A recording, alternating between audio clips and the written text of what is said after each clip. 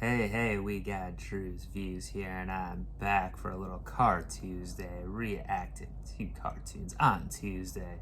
And today I'm continuing Ben 10 Season 2, and I'm up to episode 11, which is called Ghostfreaked Out.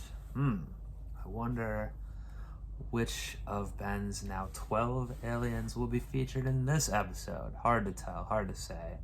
But evidently there's a lot of buzz for this one, at least according to my comments from the last episode, which was They Lurk Below, which, we met Grandpa's, billionaire friend and his grandson. They didn't have quite as good a relationship as Grandpa does with, Grandpa Max does with his grandkids, but it's got sorted out a little bit at the end with some help from Ripjaw's upgrade and the like. His little amusement park underwater episode, Bermuda Triangle, apparently. I kind of didn't mention that during my recap, but I guess Grandpa said that a couple times when I was editing back, that it had something to do with the Bermuda Triangle there, and what was going on. But anyway, this one, a bunch of people are saying it's one of the best episodes, one of their favorites. Even someone said the next few, like the whole end of the season, which I believe is 3 more episodes, is really good. So hey, I'm excited. Ghostfreak, I do think, is probably one of my favorites anyway. His voice I like, and I've always liked how he can kind of, not typical of a regular ghost. He can, he does have some, corporeal form also. He can open a door or whatever. He can go through stuff like a ghost, but he can also pick stuff up and etc. So I've always thought that was interesting. And we haven't seen him too much this season, I gotta say, that I recall. So yeah, I'm excited.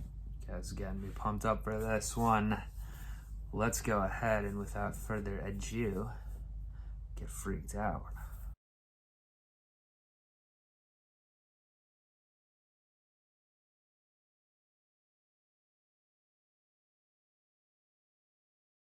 Well, what a freaky episode. I mean, really, like I said, kind of done there when Ghost Freak was getting disintegrated. That was pretty intense for a kid show, I would say. The screaming and everything.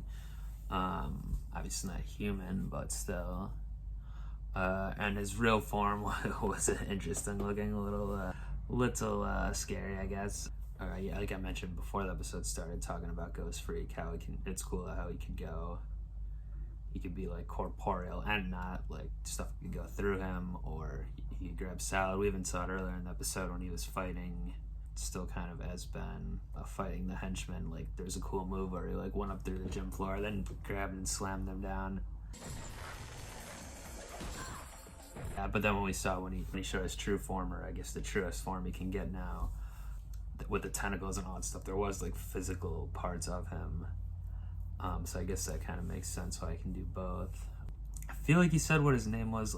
We learned some of the aliens' real names now, but I missed what it was, though. Someone could tell me in the comments if he did in fact say it, what they're actually called, how, Forearms is called Tetramans, really. That's the type of alien.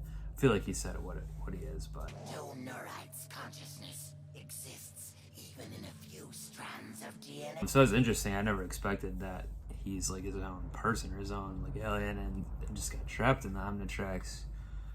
I assume this means Ben still can't turn into him. I guess is he completely separated and is now dead?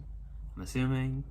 Just too bad on one hand, because like I said, he was one of my favorites. I think he is cool, but maybe not. I mean, he was trapped in there and wants to take over. If he was just trapped, it would be a little more sympathetic, I guess, but he was actually trying to merge with Ben and take over the world or whatever. He said that a couple times. That's his goal. So I mean, I guess it's a good thing, but that makes me think none of the other aliens are trapped in there like he was, or are they? I don't know.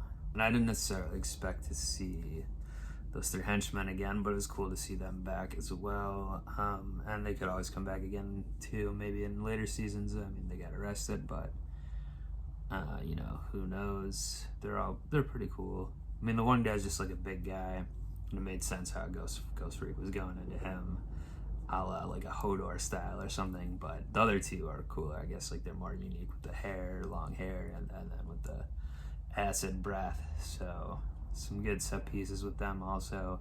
I like the setting too of the school. Like, it's a cool setting. It doesn't make a whole lot of sense to me why Gwen, like, it's kind of random Gwen, she would be the type of character like being pretentious, want to go to a school like this, but I still don't, they do treat Gwen like she's like a college student almost, or something. Like, she's been talking about her GPA a couple times now, and like studying this and that. I know it's for humor mostly, but like, it's a little it's a little weird. Like, she's supposed to be 10. But anyway, like I said, I love with the bell tower and all that. This cool setting, the old style East Coast school like that, you know, boarding school type of look.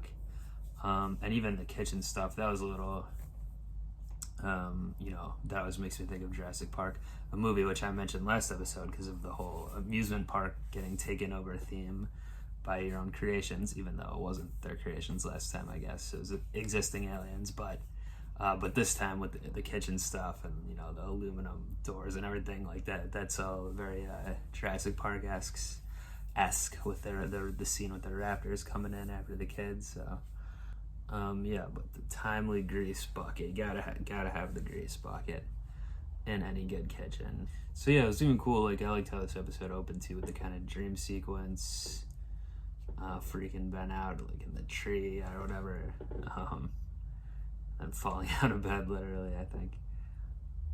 Yeah, well, I'm sad if that's the end of Ghostfreaked. I don't know if there's other, I mean, assuming all the aliens and Omnitrix are like part of a race of aliens, I assume it's the same for these guys, even if this specific one is dead.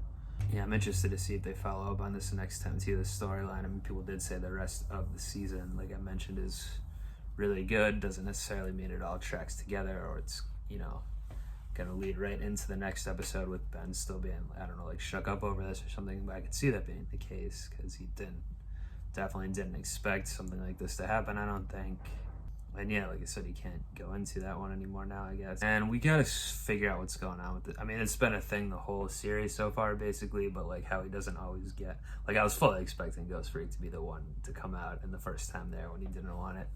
But, and then sometimes he gets ones he does want, like he said this time, oh no, now it's working for me, I got the one I wanted. I don't think that's the case though. It seems like it's deciding itself or something, I don't know. Or there's just some other thing that he's not mastering yet that he's not just gonna figure out. I don't think naturally someone's gonna have to like tell him or clue him in some way how to make it work correct, maybe.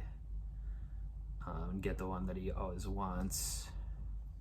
But yeah, I definitely see why people said this was a good ep. It was a cool, like, unexpected pod development. Definitely a lot of cool fighting scenes and kind of spooky scenes, as happens with some of these Ghostfreak episodes. And some good callbacks, some good, you know, recurring characters, like I said too. So good stuff. I enjoy it, and I'm excited for the penultimate season 2 Ben 10 episode next Car Tuesday. Do join me back for that one. Same time, same place, same channel over here. Do subscribe if you're not already. Keep the comments coming. Tell me why this was one of your favorite episodes, if you're one of the people saying that. And yeah, keep the conversation going. But until next time, I'm Ghost. Peace. Maybe I'm finally getting the hang of this thing.